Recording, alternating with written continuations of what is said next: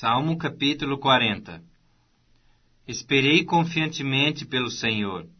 Ele se inclinou para mim e me ouviu quando clamei por socorro. Tirou-me de um poço de perdição, de um tremedal de lama. Colocou-me os pés sobre uma rocha e me firmou os passos. E me pôs nos lábios um novo cântico, um hino de louvor ao nosso Deus. Muitos verão essas coisas, temerão e confiarão no Senhor. Bem-aventurado o homem que põe no Senhor a sua confiança, e não pende para os arrogantes, nem para os afeiçoados à mentira. São muitas, Senhor Deus meu, as maravilhas que tens operado, e também os teus desígnios para conosco. Ninguém há que se possa igualar contigo. Eu quisera anunciá-los e deles falar, mas são mais do que se pode contar. Sacrifícios e ofertas não quiseste. Abriste os meus ouvidos. Holocaustos e ofertas pelo pecado não os requeres. Então eu disse: Eis aqui estou. No rolo do livro está escrito ao meu respeito. Agrada-me fazer a tua vontade, ó Deus meu. Dentro em meu coração está a tua lei. Proclamei as boas novas de justiça na grande congregação. Jamais cerrei os lábios. Tu o sabes, Senhor. Não ocultei no coração a tua justiça. Proclamei a tua fidelidade e a tua salvação. Não escondi da grande congregação a tua graça e a tua verdade. Não retenhas de mim, Senhor, as tuas misericórdias. Guardem-me sempre a tua graça e a tua verdade. Não tenha em conta os males que me cercam. As minhas iniquidades me alcançaram, tantas que me impedem a vista, são mais numerosas que os cabelos de minha cabeça, e o coração me desfalece. Praza-te, Senhor, em livrar-me. Dá-te pressa, ó Senhor, em socorrer-me. Sejam a uma envergonhados e cobertos de vexame os que me demandam a vida. Tornem atrás e cubram-se de ignomínia os que se comprazem no meu mal. Sofram perturbação por causa da sua ignomínia os que dizem: bem feito, bem feito. Folguem e em ti se rejubilem todos os que te buscam. Os que amam a tua salvação digam sempre: o Senhor seja magnificado. Eu sou pobre e necessitado, porém o Senhor cuida de mim. Tu és o meu amparo e o meu libertador. Não te detenhas, ó Deus meu. Salmo capítulo 41. Bem-aventurado o que acode ao necessitado. O Senhor o livra no dia do mal. O Senhor o protege e lhe preserva a vida. Falo feliz na terra. Não o entrega à discrição dos seus inimigos. O Senhor o assiste no leito da enfermidade. Na doença, tu lhe afofas a cama. Disse eu: compadece-te de mim, Senhor. Sara minha alma, porque pequei contra ti. Os meus inimigos falam mal de mim. Quando morrerá e lhe perecerá o nome? Se algum deles me vem visitar, diz coisas vãs, amontoando no coração malícias, em saindo, é disso que fala. De mim rosnam a uma todos os que me odeiam. Engendram males contra mim, dizendo: peste maligna deu nele, e caiu de cama, já não há de levantar-se. Até o meu amigo íntimo, em quem eu confiava, que comia do meu pão, levantou contra mim o calcanhar. Tu, porém, Senhor, compadece-te de mim, e levanta-me, para que eu lhes pague segundo merecem. Com isto conheço que tu te agradas de mim, em não triunfar contra mim o meu inimigo. Quanto a mim, tu me sustens na minha integridade, e me pões a tua presença para sempre. Bendito seja o Senhor, Deus de Israel, da eternidade para a eternidade. Amém e amém. Salmo capítulo 42. Como suspira a corça pelas correntes das águas, assim por ti, ó Deus, suspira minha alma. A minha alma tem sede de Deus, do Deus vivo. Quando irei e me verei perante a face de Deus? As minhas lágrimas têm sido meu alimento, dia e noite, enquanto me dizem continuamente: o teu Deus onde está? Lembro-me destas coisas, e dentro em mim se me derrama a alma, de como passava eu com a multidão do povo, e os guiava em procissão à casa de Deus, entre gritos de alegria e louvor, multidão em festa. Por que estás abatida, ó minha alma? Por que te perturbas dentro em mim? Espera em Deus, pois ainda o louvarei. A Ele, meu auxílio e Deus meu. Sinto abatida dentro em mim a minha alma. Lembro-me, portanto, de ti, nas terras do Jordão e nos montes do Hermon, no outeiro de Mizar. Um abismo chama outro abismo, ao fragor das tuas catadupas. Todas as tuas ondas e vagas passaram sobre mim. Contudo, o Senhor, durante o dia, me concede a sua misericórdia, e à noite comigo está o seu cântico, uma oração ao Deus da minha vida. Digo a Deus, minha rocha: por que te olvidaste de mim? Por que hei de andar eu lamentando sob a opressão dos meus inimigos? Esmigalham-se-me os ossos, quando os meus adversários me insultam, dizendo e dizendo: o teu Deus, onde está? Por que estás abatida, ó minha alma? Por que te perturbas dentro em mim? Espera em Deus, pois ainda o louvarei. A Ele, meu auxílio e Deus meu. Atos dos Apóstolos, capítulo 27. E como se determinou que havíamos de navegar para a Itália, entregaram Paulo e alguns outros presos a um centurião por nome Júlio, da corte augusta. E embarcando nós em um navio adramitino, partimos navegando pelos lugares da costa da Ásia, estando conosco Aristarco, macedônio, de Tessalônica.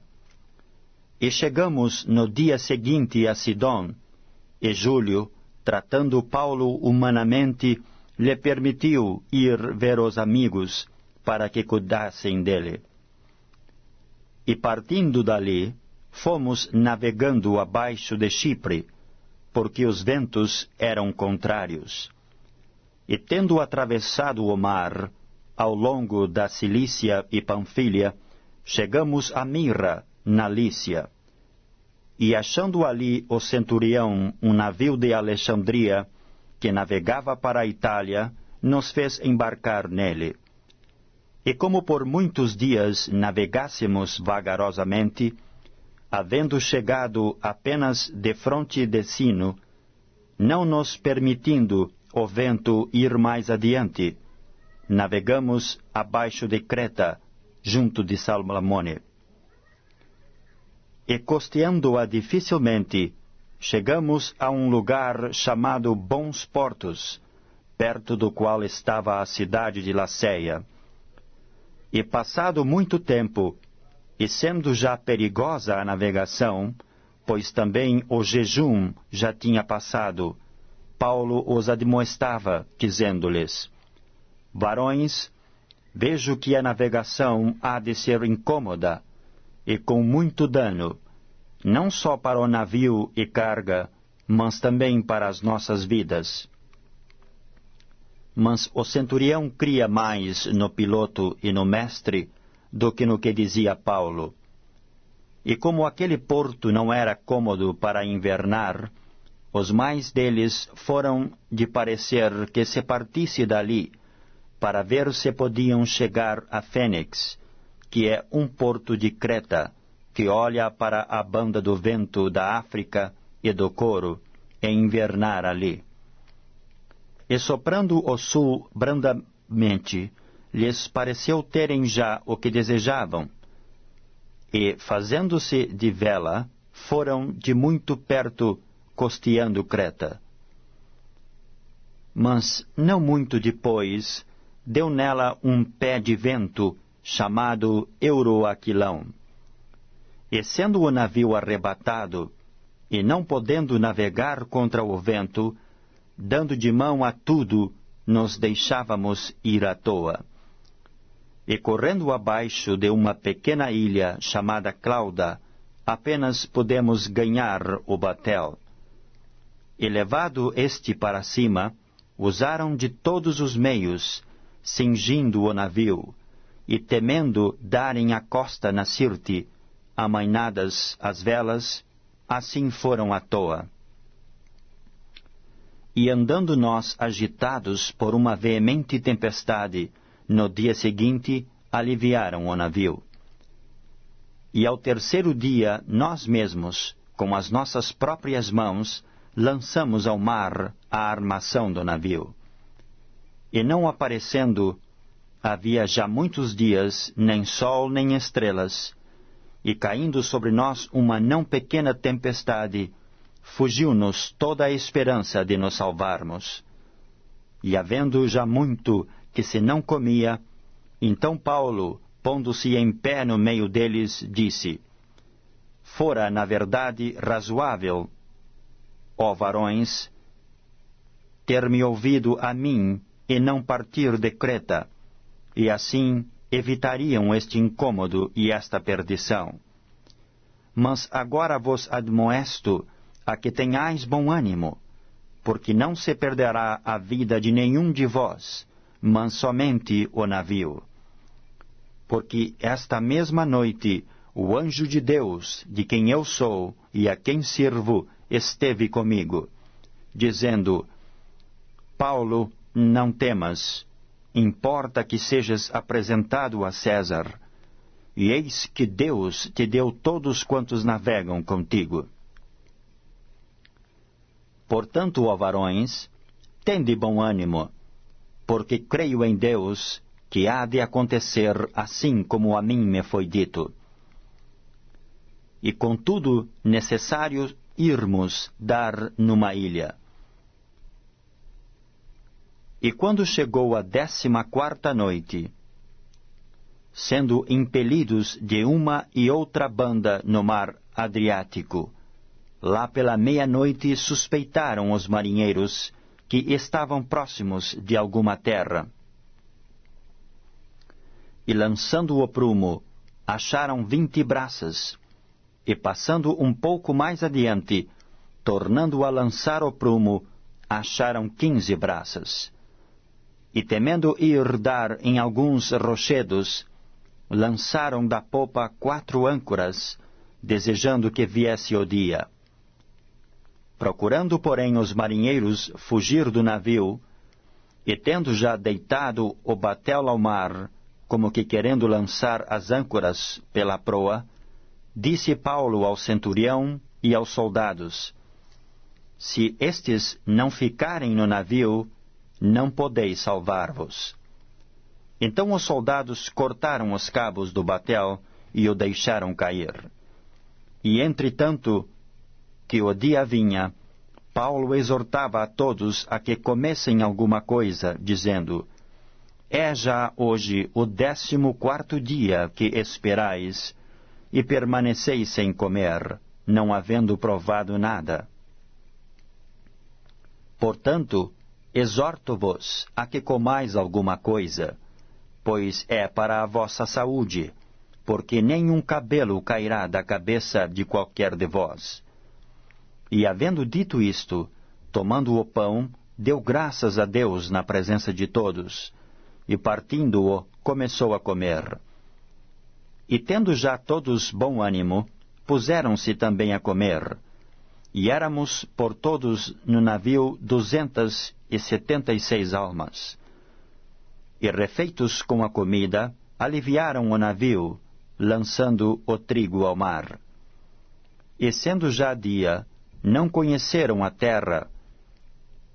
Enxergaram, porém, uma enseada que tinha praia, e consultaram-se sobre se deveriam encalhar nela o navio. E levantando as âncoras, deixaram-no ir ao mar, largando também as amarras do leme, e, alçando a vela maior ao vento, dirigiram-se para a praia. Dando, porém, num lugar de 2 mares, encalharam ali o navio. E fixa a proa, ficou imóvel, mas a popa abria-se com a força das ondas. Então a ideia dos soldados foi que matassem os presos, para que nenhum fugisse, escapando a nado. Mas o centurião, querendo salvar a Paulo, lhes estorvou este intento, e mandou que os que pudessem nadar se lançassem primeiro ao mar e se salvassem em terra. E os demais, uns em tábuas e outros em coisas do navio, e assim aconteceu que todos chegaram à terra a salvo.